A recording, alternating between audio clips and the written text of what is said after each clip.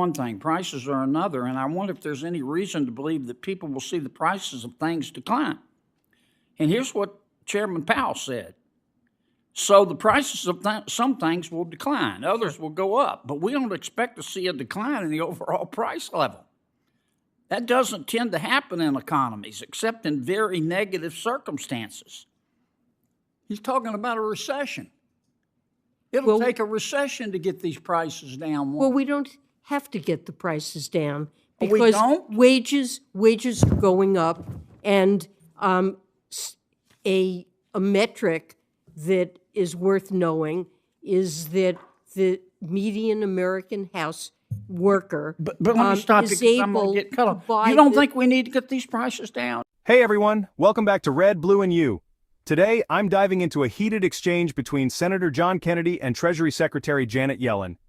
Kennedy goes all in, calling Bidenomics a fungal infection. Yes, he actually said that, and grilling Yellen on why prices are still sky high. But Yellen pushes back, arguing that wages have increased and the economy is strong. So what's the truth? Are high prices here to stay? Will wages ever catch up? Let's break it all down. And before I jump in, make sure to hit that subscribe button and turn on notifications. Senator Kennedy of Louisiana is recognized. Madam Secretary, I've watched you for years, even before I came to Washington. And Excuse me, Bob. It's okay. when I have time, I do. I enjoy reading your speeches. I think you're what cool looks like. You're a good sport to go out every day and try to defend Bidenomics. It's like trying to defend a fungal infection. Bidenomics is really just paying more to live worse, isn't it? I certainly wouldn't agree with that characterization. Bidenomics first tried to address the pain that households were experiencing because of the pandemic and to help them survive it. Small businesses, households, people who had lost their jobs, to prevent the kind of scarring we saw after the financial crisis. And as the economy began to recover, and we quickly, of all advanced countries that experienced the pandemic, no country has done better than the United States in quickly having a labor market recovery, resuming growth, and we have the largest real wage increases of any advanced country. And then medium term, Bidenomics is focused on helping middle-class families lead better lives, address the problems that they have, create jobs in areas. I could interrupt you, Madam Secretary, because I've only got 5 minutes. Good try. These high prices are here to stay, aren't they? Let me amend that, Madam Secretary. These high prices caused by Bidenomics are here to stay, aren't they? Well, the high prices were not caused by Bidenomics. We suffered a pandemic that resulted in severe dislocations. Yes, ma'am, but if I could ask you, they're here to stay, aren't they?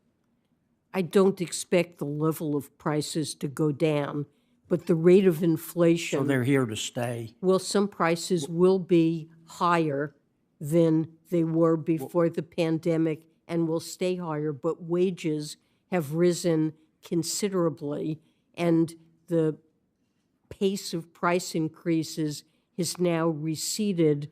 Over the last 6 months, the measure of inflation the Fed focuses on has been running exactly at 2%. But if your wages... and wages are going up. If you don't get a pay raise, you're screwed. I mean, there's a difference between disinflation and deflation. Y'all talk about disinflation, which I'm happy to have. Disinflation means inflation is going down. It means prices are rising less rapidly than they were. But that's a far cry from deflation, which means the level of these high prices caused by Bidenomics are here to stay. Here's what Jay Powell just said on February 4th. He said, he was asked the question, Inflation is one thing, prices are another, and I wonder if there's any reason to believe that people will see the prices of things decline.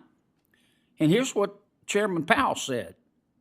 So the prices of some things will decline, others will go up, but we don't expect to see a decline in the overall price level.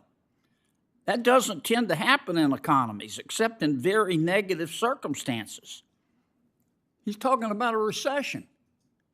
It'll take a recession to get these prices down. Well, we don't have to get the prices down We because don't? wages are going up, and a metric that is worth knowing is that the median American house worker But let me stop you is because I'm going able to get cut to off. buy You don't the- think we need to get these prices down? You think it's okay that bacon's up 20% under President Biden? Chicken's up 23.5%. Coffee's up 30%. Gas is up 44%. New cars and trucks are up 20% because people can't afford that's used cars because people can't afford a new car. They're up 24% under Bidenomics. You don't think we need to get these prices? Wages are also up, and wages are up They're more. not up 24%. They're not Well, up 27%. They're not up 23. They're not up 31. I'm sorry, but what is... People are really getting good at barely getting by because of Bidenomics. Look, American households have many pressures on their budgets, and President Biden is devoted to doing what we can as an administration, whether it's health care costs, insulin copays, energy costs, to getting these prices down and to helping American households afford a decent middle-class life. But what is true is that the median worker in the United States, if you compare today with 2019, can buy the same basket of goods with $1,400 left over to save or spend. So Americans, on average, are better off in spite of the fact that the level of prices is higher. Thank you, Senator Kennedy. Good try, madam. Senator Menendez, New Thank Jersey is recognized. So I gotta ask, who do you think is right? Is Kennedy exposing the truth, or is Yellen giving the real economic picture? Let's talk in the comments. And before you go, don't forget to hit that subscribe button. I break down the biggest political moments so you don't have to. See you next time.